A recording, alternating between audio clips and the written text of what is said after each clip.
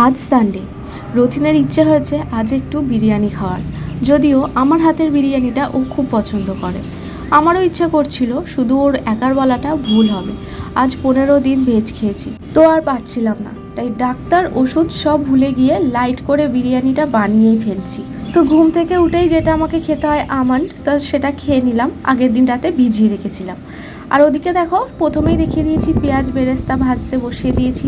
তো ওদিকে পেঁয়াজ বেরেস্তাটা হচ্ছে, আর আলু কাটা ছিল, আলুটা আমি ধুয়ে নিচ্ছি। এখন বাজে সকাল 9টা। 9টার থেকেই রান্নাবান্না শুরু হয়ে গেছে, কারণ আজকে আবার ডক্টর দেখাতে যেতে হবে। আর এদিকে চিকেনটা আছে, তা চিকেনটাও আমি এবার ভালো করে পরিষ্কার করে ধুয়ে নেব। আর চালটা তো আগেই ভিজিয়ে রেখেছি। আর এদিকে আমার পেঁয়াজ বেরেস্তা দেখো একদম রেডি হয়ে গেছে, হালকা ব্রাউন হয়ে গেছে। এবার আমি এটাকে নামিয়ে নেব। পেঁয়াজ বেরেস্তাটা কিন্তু পারফেক্ট হয়েছে, একদম ঝরঝরে আর ক্রিস্পি। চলো ঝটপট করে বিরিয়ানিটা বানিয়ে ফেলি। তারপর চিকেনটা তো ভালো করে পরিষ্কার করে ধুয়ে ফেললাম। এবার আমি চিকেনে দিয়ে দেবো মশলা। চিকেনটা ম্যারিনেট করব, তাই যা যা মশলা দেওয়ার সব আমি একে একে দিয়ে দিচ্ছি। দিয়ে দিলাম লেবুর রস, নুন, হলুদ, তারপর আদা রসুন বাটা দিয়ে দিয়েছি, দিয়ে দিলাম টক দই। এবার দেব গোলমরিচ গুঁড়ো দিলাম, কাশ্মীরি লঙ্কার গুঁড়ো দিলাম, আর দিয়ে দিলাম পেঁয়াজ বেরেস্তা, আর সবশেষে একটুখানি রিফাইন্ড অয়েল দিয়ে আমি ভালো করে চিকেনটা আমি মেখে নেব। বিরিয়ানি মশলাটা দিতে আমি ভুলে গেছিলাম, ওটা আমি চিকেনটা কষানোর সময় অ্যাড করে দিয়েছি। আর তারপর এখানে দেখো ভাতটাও প্রায় 50% মতো হয়ে গেছে, আর 30% করব। অন্য দিনের তুলনায় আজকের বিরিয়ানির পরিমাণটা খুবই কম, কারণ আমার আজকে ভীষণ তাড়া আছে। আমাকে আজকে 1টার মধ্যে ডক্টরের কাছে যেতে হবে। অন্যান্য দিন বিকেলে যেতে হয়, কিন্তু আজকে একদম তাড়াতাড়ি নাম লেখানো হয়েছে, খুব তাড়াতাড়ি। আর ওদিকে আমি চিকেনটা বসিয়ে দিয়েছি। বসাতে বসাতে আমি এদিকে চিকেনটা কষছে, এদিকে আমি একটু খেয়ে নিলাম আমার সকালের যা খাবার, ফ্রুটস। সেই বাজে খাবারগুলো আমাকে এখন খেতে হচ্ছে। আর তারপরে মামামের খাবারটাও রেডি হয়ে গেছে, ওদিকে আমার মেয়ে উঠে পড়েছে, সেই জন্য ওর ভাতটাও নিয়ে আমি চলে গেলাম। প্রায় ঘন্টাখানেক ধরে ওকে খাইয়ে ততক্ষণ চিকেনটা কষানো হয়ে গেল। তো এবার আমি বিরিয়ানিটা দমে বসাবো। তার জন্য হাঁড়িতে দেখো তেজপাতাগুলো এভাবে বিছিয়ে দিচ্ছি। তেজপাতাগুলো দিলে কি, তাহলে বিরিয়ানিটা নিচে লেগে ধরে না, তেজপাতাগুলো যদি এভাবে দেওয়া যায়। সেই জন্য আমি হাঁড়ির নিচে এভাবে তেজপাতা দিয়ে দিই। তারপর আমি আলুগুলো আমি হাফ বয়েল করে রেখেছিলাম, সেই আলুগুলোও আমি দিয়ে দিলাম। এবার দিয়ে দিচ্ছি আমি চিকেনগুলো। এইভাবে আমি পরপর একটাই লেয়ার করলাম। আমি অল্প বিরিয়ানি তো, একটা লেয়ারেই আমার পুরোটা হয়ে যাবে। এবার আমি ভাতগুলো দিয়ে দেবো, রাইসটা। আর চিকেনের কালারটা হয়েছে দেখো কি সুন্দর। তো আমি অনেকটা পরিমাণে জল দিলাম, যেহেতু আমি আধ ঘন্টা মতো দমে রাখবো, সেই জন্য একটু বেশি করে ঝোল দিয়ে দিলাম নিচে। আর দিয়ে দিলাম পেঁয়াজ বেরেস্তা। এবার আমি সমস্ত ভাতটা দিয়ে দেবো একবারে। ভাতটা দেওয়ার পর দিয়ে দিলাম একটু বিরিয়ানি মশলা, দিয়ে দিলাম অল্প পরিমাণে গোলমরিচ গুঁড়ো, আর একটু শাহি গরম মশলা। দেওয়ার পর দিয়ে দেবো আমি পেঁয়াজ বেরেস্তা। তো বিরিয়ানিতে যা যা দিতে হয় সব কিছু দিয়ে দিয়েছি। তবে আজকের বিরিয়ানিটা কিন্তু এই প্রথমবার এত লাইট করে বানাচ্ছি। এমনিতে আমি একটু লাইট করেই বানাই হোমমেড বিরিয়ানি, বেশি রিচ করি না, কিন্তু আজকে খুবই লাইট করে বানালাম। তবে রিচ বিরিয়ানি হোক আর লাইট বিরিয়ানি হোক, খেতে কিন্তু ভালোই হয়। বিরিয়ানি মানেই টেস্টি। যাই হোক, আমার পুরোপুরি একদম ডান হয়ে গেছে। এবার আমি এটাকে দমে বসিয়ে দেবো আধ ঘন্টার জন্য। আমি আধ ঘন্টার জন্য দেখো দমে বসিয়েও দিয়েছি, 10 মিনিট করে দিয়েছি হাই ফ্লেম, 10 মিনিট পরে এটা আমি লো ফ্লেম করে দিয়ে 20 মিনিট করে নেব। এবার আমার মানে ঘোড়ার মতো দৌড়াতে হবে, মানে কাজগুলো সারতে হবে। আমার কাছে না মাঝে মাঝে খুবই এটা কঠিন কাজ মনে হয়, আর অসহ্যও লাগে রান্নার পর রান্নাঘর গোছানো। তোমাদের কার কার এরম হয় একটু বলো তো। আমার না রান্না করে আর ইচ্ছাই করে না যে রান্নাঘর গোছাই, কিন্তু না, এইভাবে রান্নাঘর রাখতে নেই। ছোটো থেকে মার কাছ থেকে শুনে এসেছি রান্নাঘর মানে লক্ষ্মী, তাই যত্ন করে রাখতে হয় রান্নাঘরটাকে। সেই জন্য রান্নার পরেই রান্নাঘরটা সুন্দরভাবে গোছাতে হয়। তা সুন্দরভাবে গোছাতে পারিনি, কারণ আমার আজকে প্রচুর তাড়া রয়েছে, আর রান্নাঘরে অনেক কাজ রয়েছে, সেজন্য আর পারলাম না। আর এইদিকে দেখো মামামের জিওল মাছটা দেখেছো কত বড়। আর আমি একটা বড় গামলা নিয়েছি, কারণ ছোট জায়গায় না ও ঠিক মতো নড়তে পারছে না, ও এক জায়গায় ছিটিয়ে গেছিলো।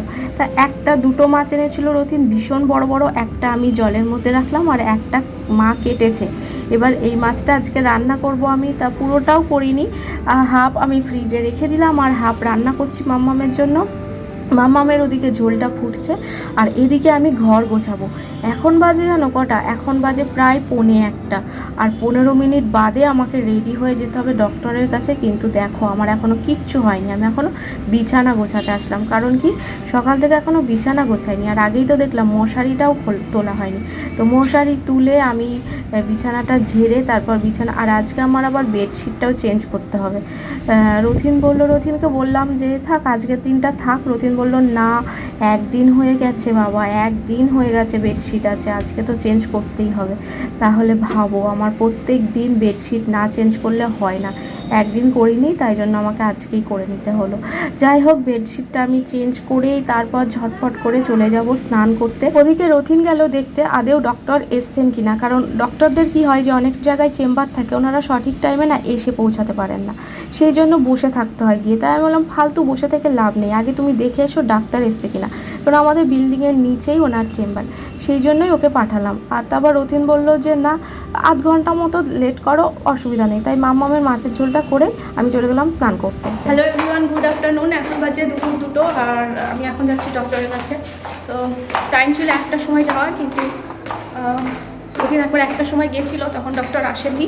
তারপর একটু আগে আবার গেল, আমার 9 নম্বরে নাম ছিল, কিন্তু অলরেডি 4 নম্বর না 5 নম্বর চলছে।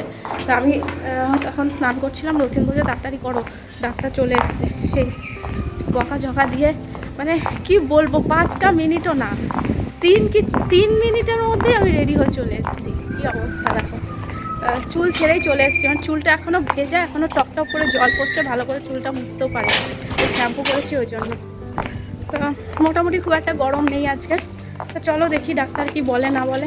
আর একটা রিপোর্ট খুঁজে পাচ্ছি না, আমি কোথায় রেখেছি কি জানি, তার জন্য আমাকে এত বকেছে, তোমাদেরকে বলেই দিলাম। এই যে কত রোদ দেখো বাবা, এবার তো গরম লাগছে ভালোই। তো চলো ডাক্তার দেখে নিই, তারপর তোমার সাথে দেখা হচ্ছে। এই মাত্র ডক্টর দেখানো হলো আমার, এখন বাজে 3টে। এতক্ষণ বসে থেকে যাই হোক দেখালাম।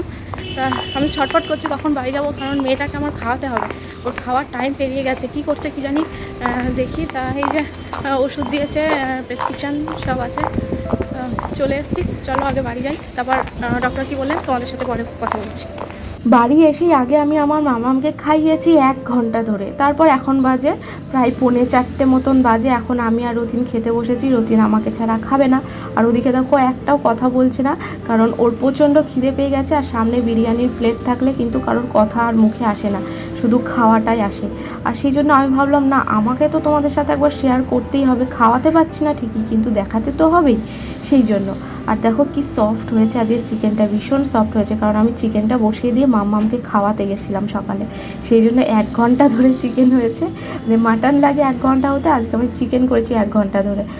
এত সফট হয়েছিল। আর বিরিয়ানিটা লাইট বিরিয়ানি হলে হবে কি, খেতে কিন্তু দারুণ হয়েছিল।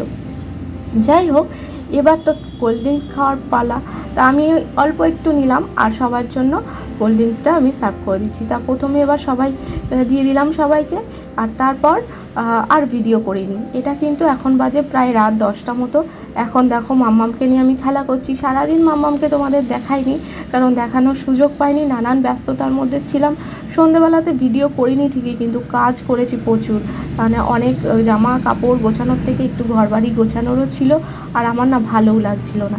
তো মাম্মামকে দেখো পিঠে তুলেছি, পিঠে তুলে কেমন খেলছি দেখো, আরও কি মজা পাচ্ছে দেখো। এইসব পেলে ওর আর কিচ্ছু চায় না, ও খাটে বসে থাকতেও ভালো লাগে না, ওর কোনো কিছুই না। শুধুমাত্র এইভাবে পিঠে নিয়ে ঘুরবে, কি কোলে নিয়ে একটুখানি এরকম করবে, ওর খুব ভাল লাগে। এইগুলোতেই ওর যত মজা, যত সুখ, যত আনন্দ। ওর আর কিচ্ছু চায় না, খাওয়াও লাগে না, কিচ্ছু না। ভেবেছিলাম বিকেলে একটু বেরোবো, কিন্তু তাও বেরোনো হলো না, কারণ মাম্মামকে খাওয়াতে খাওয়াতে অনেক লেট হয়ে গেল সন্ধ্যেবেলায়। সেই জন্য আর 8:30 বেজে গেছিলো। আমার আর ইচ্ছা করছিল, ঘরেও কিছু কাজ ছিল, তার জন্য রুথিন আমাকে একটু বকেওছে যে একদিন সানডে একটু বেরোবো, তাও তোমার হয় না। তো যাই হোক, মুডটা অফও ছিল, সেই জন্য আর আমি ভিডিও করিনি। আর এখন মাম্মামের সাথে খেলা চলছে বাবার। তাই এইভাবেই মাম্মামের সাথে খেলতে খেলতে আমরা সবাই ঘুমিয়ে পড়বো। তোমরাও ভালো থেকো, সুস্থ থেকো, দেখা হবে আবার নেক্সট ব্লগে। বাই।